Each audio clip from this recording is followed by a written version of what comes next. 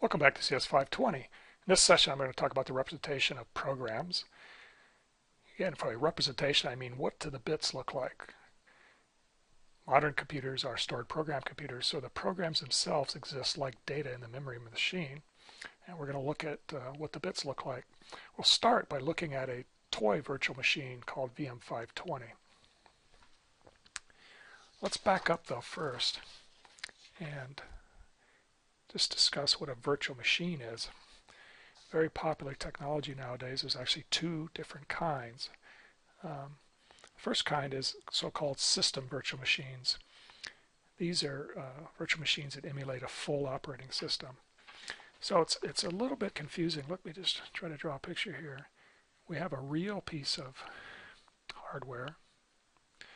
So on the outside here, I've got the real machine.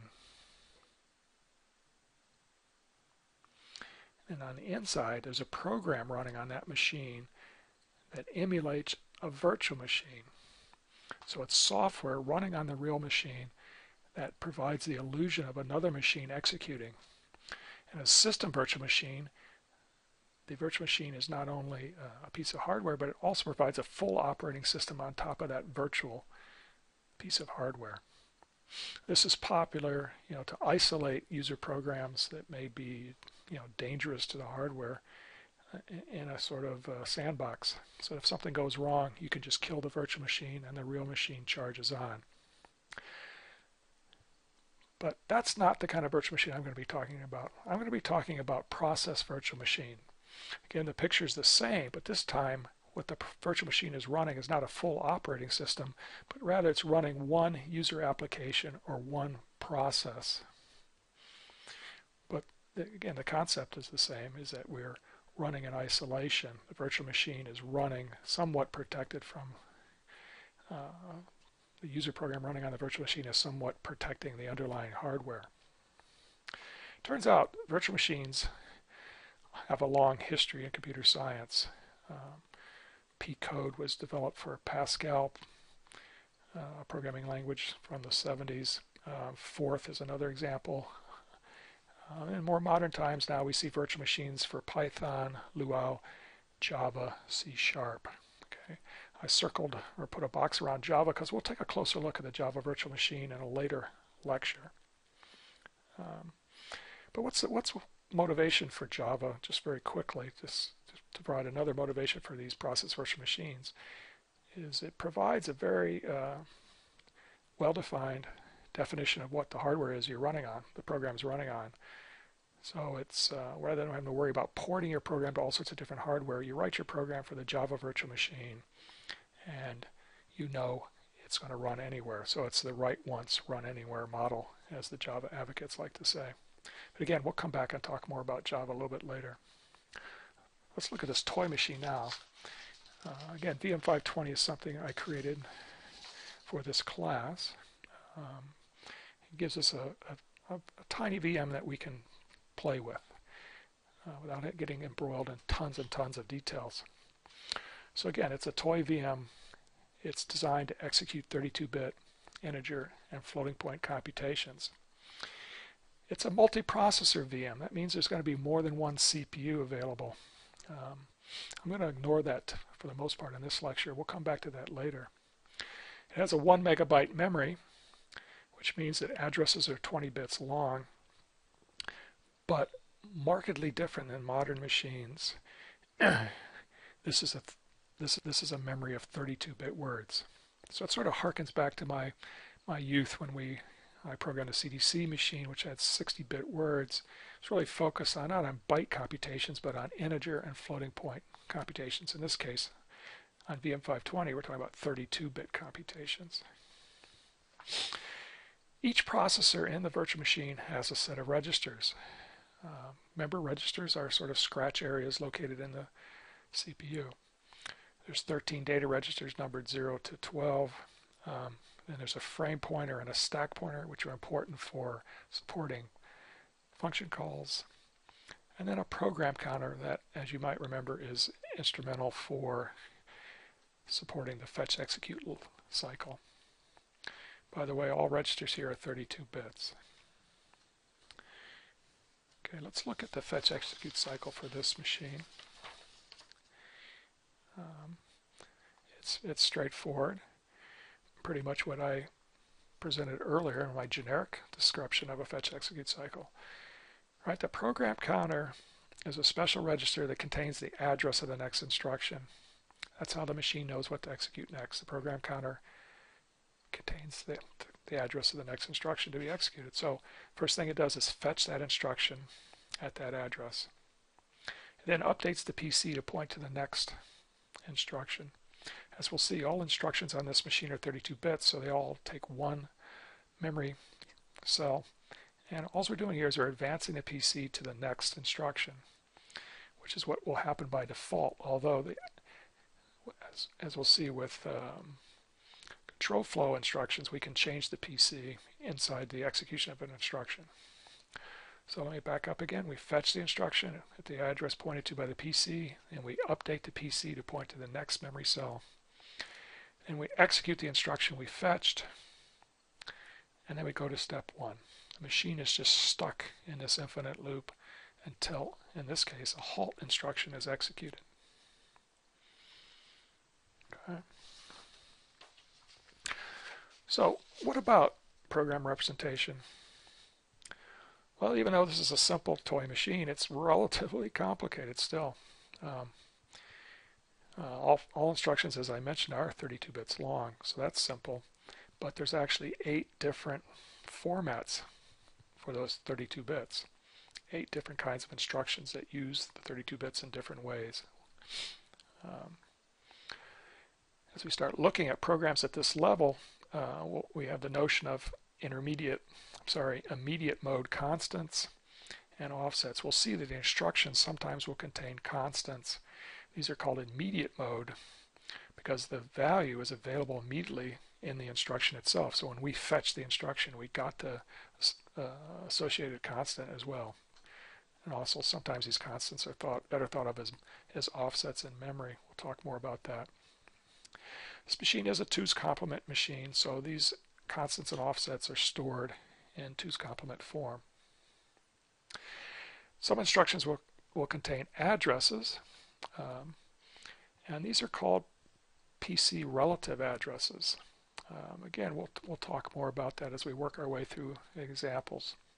It just means that rather than having the absolute value of the address in the instruction, the address is expressed as a relative distance from the location of the instruction that contains the address. Again, we'll work some examples and try to make that more concrete later. Let's take a look at the representation of one particular instruction. The load immediate instruction takes an integer constant, in this case a negative value, and puts it into a register. I think what I meant here was in fact to make this a particular instruction. So let me make that R5. Okay. So I'm doing a load immediate to load the value minus 15 into register 5. Again, online you'll see linked from the course website, you're going to see descriptions of the virtual machine. Included in there are descriptions of all the instructions. Let me just show you one. Again, this is from the website. So load immediate, it tells me that it loads an immediate value. It tells me the format. The format is an opcode is what we call this, sort of the command name, load immediate. And then the instruction will contain a register number and a constant value. It gives me information about the encoding, that the load immediate opcode will be encoded as the hex value 03. All opcodes, as we'll see in a minute, are 8 bits. So load immediate is represented in binary as 03 or in hex as 03. What the instruction does is described here. It takes the constant and puts it into the register. Okay, so there's documentation online that specifies this level of detail. It tells you what the instruction does and how it's encoded. By the way, the format, I just showed you the format of a opcode, a register, and a constant. How is that actually packed into a 32-bit instruction. Well, there's another document online that shows you that. Again, we have it's format 4 here, an opcode, a register, and a constant. So the constant is going to consume these 20 bits, the top 20 bits. The register, since there's only 16 registers, will take 4 bits. And the opcodes are all 8 bits, as we'll see. Again, you can look down the page here and see the 8 formats. All the opcodes are 8 bits. Again, this document is online, linked from the course website. Okay. So let's take a look at how this instruction would actually be encoded. Again, I have the load immediate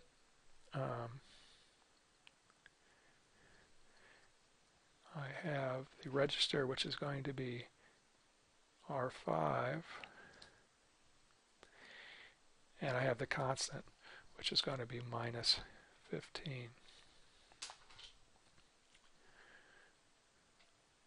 Okay. So let's move to representing that. The load immediate, as we saw a moment ago, let me just flash that by you real quick again. Load immediate, the opcode is 03. So in fact, we'll see the opcode represented, those 8 bits will have the value, hex value 03. Register 5, the number stands for itself. There'll be a 5 in hex in those 4 bits. Minus 15, then we got to go back to an earlier lecture and remember how this works. It's a 2's complement value. So I guess I'll start by doing the 15. All right, there's positive 15 in base 2. I know then to do minus 15 is I'm going to complement the bits and add 1.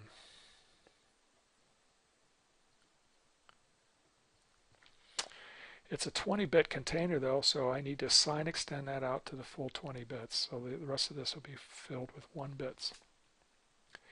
So what is that in hex?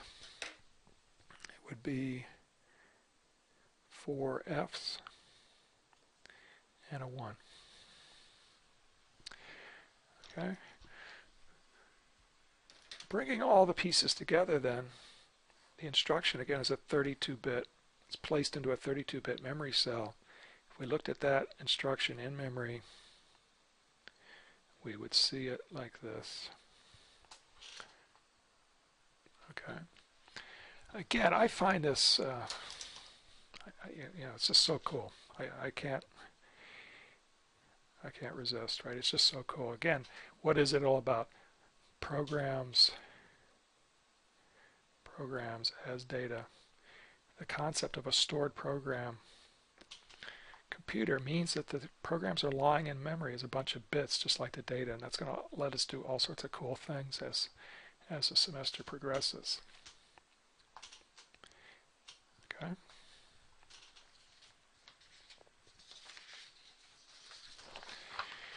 All right. So it gives you a little bit of idea about program representation. We'll actually, in the next lecture, we'll dig in a lot deeper when we look at an assembler, which is actually the thing that translates from a human-readable form of the program to a machine-readable form of the program. But before we go on to that, let's just stop and look at a full program and try to get a feel for how the machine actually computes things. This program, very simple. The idea is just to sum up a vector of integers that are sitting in memory. Some of this has sort of advanced things that I'm going to skip over. Note that, first of all, I should give you some terminology. This is called an assembly language program. Assembly language. So it's a human-readable form of the machine language that the machine directly understands. So let's note a few things about this assembly language. Lines that start with the pound sign are comments.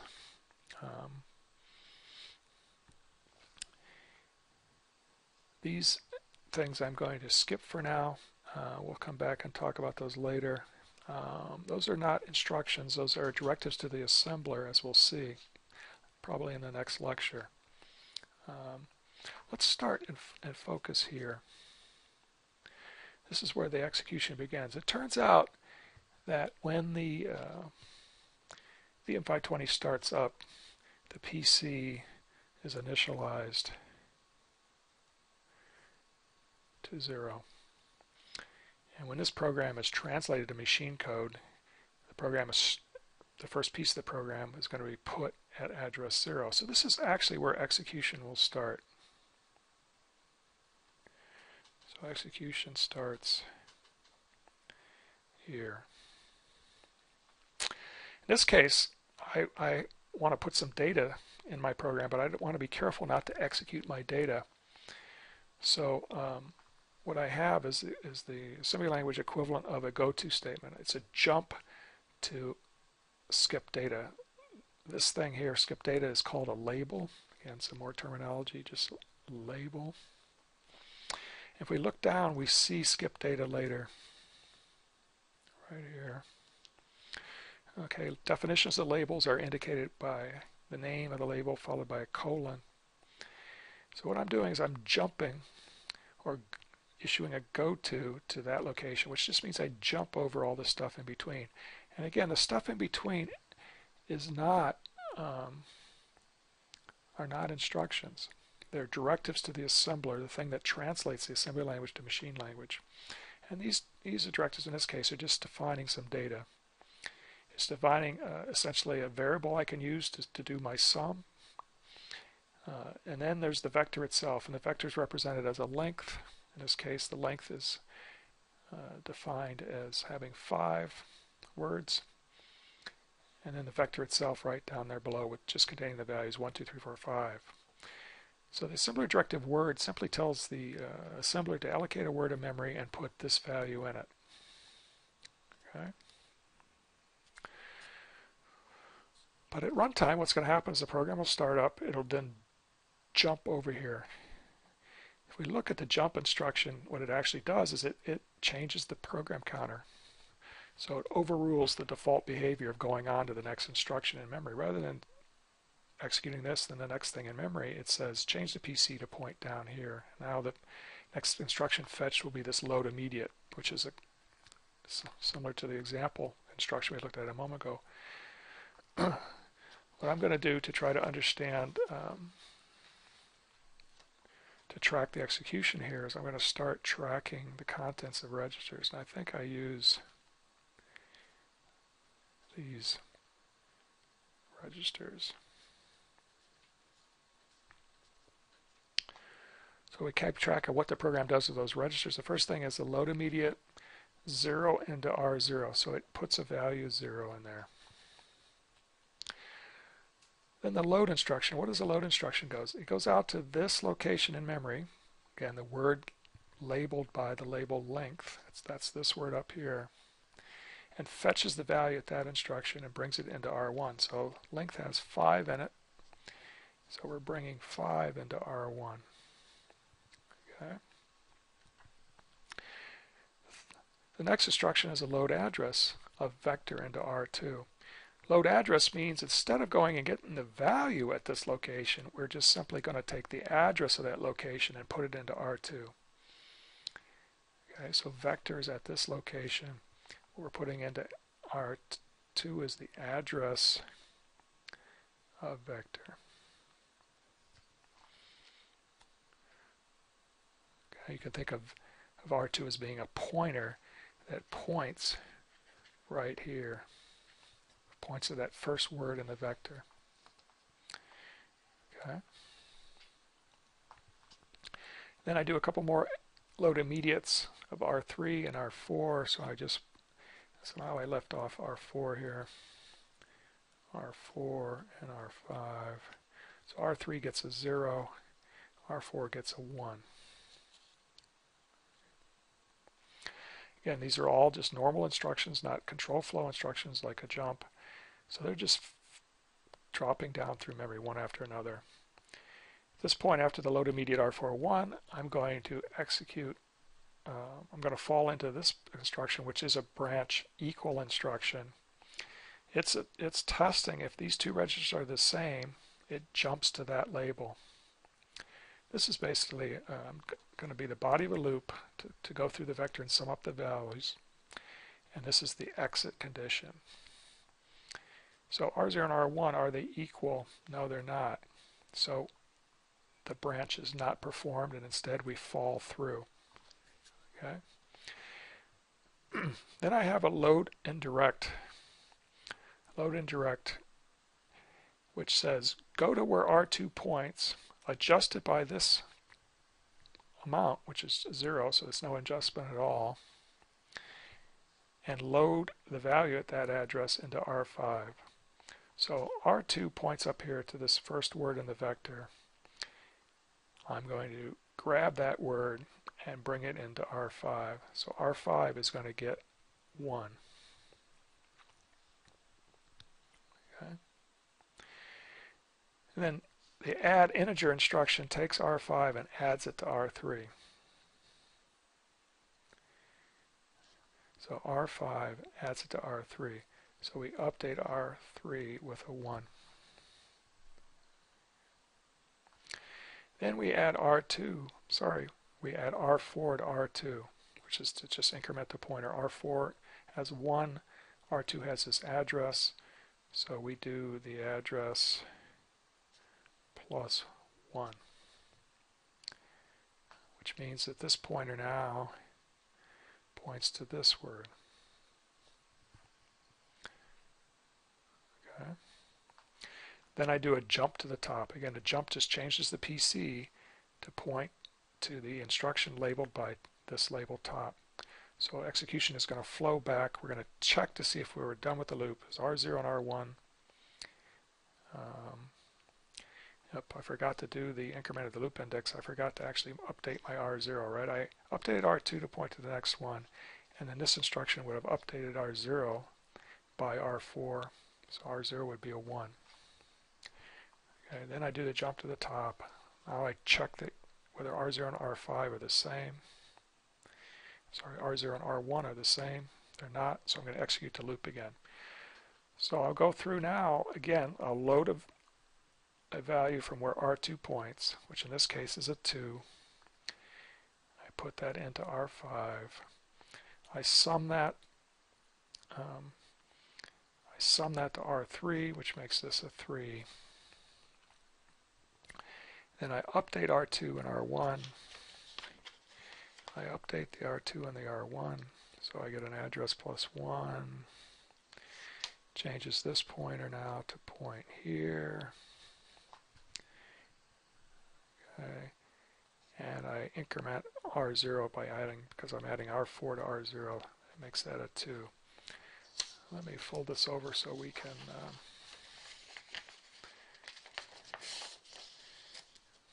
see the rest of my updates. Then I jump to the top, I check R0 and R1 if they're the same. They're not, so I'm going to go through the loop again. Right now I'm loading indirect from where R2 points. R2 now points to the 3. R2 points to the 3. I add R5 to R3. I add the 3 to the 3. I get a 6. I add a 1 to R2. Again, I'm just updating the address by 1. That moves me now down here to value 4 in the vector. And I update R0 by 1. Jump to the top again. I do the branch equal again. R0 and R1 are not the same, so I'm going to go through the loop yet again. Load indirect from where R2 points. Now it's a 4. Add the 4 to the 6. That's 10. Update the pointer R2 by adding another 1 to it. I guess I really should have said this is address 2, this is address plus 3, this is address plus 4. Again, maybe the diagram is more effective. Right, I'm pointing to the last word in the vector now. Then I update R0, again adding R4 to it. Jump to the top, do the branch equal, 4 equal to 5. No, not true, so I'm going to go through the loop again. Go get the value pointed to by R2, that's 5 this time. bring that into R5.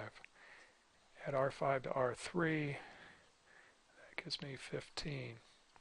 Add R4 to R2, that gives me the address of vector plus 5. At this point now I'm off the end of the vector, and I'm actually pointing at that instruction, which is the next thing in memory. Then I add R4 to R0, which makes R0 5. Jump to the top, and finally I'm going to get the condition is going to be true. The exit condition is going to be true. I check R0 against R5. They are in fact the same. So now I do a branch instruction to where? To this label, to done. Done is down here. And the final steps here are to store R3, which is in fact my running sum, store it into the location called sum, which is way up here back at the top. Right, so it would update that word, putting a 15 in there, and the machine halts, which stops the virtual machine. As we'll see, the execution environment for vm520 after the halt allows the programmer to poke around in memory and get any answers out of the memory. So I hope that gives you a rough idea of how computations are specified in assembly language and how the machine actually executes them. I recommend looking through the vm520 material that's linked from the course website. Look at the list of instructions, look at the instruction formats, and maybe also take a peek at the description of the assembly language, which will be the topic of the next lecture, which will be how the assembler actually translates this human readable form into the actual machine code that the machine directly understands.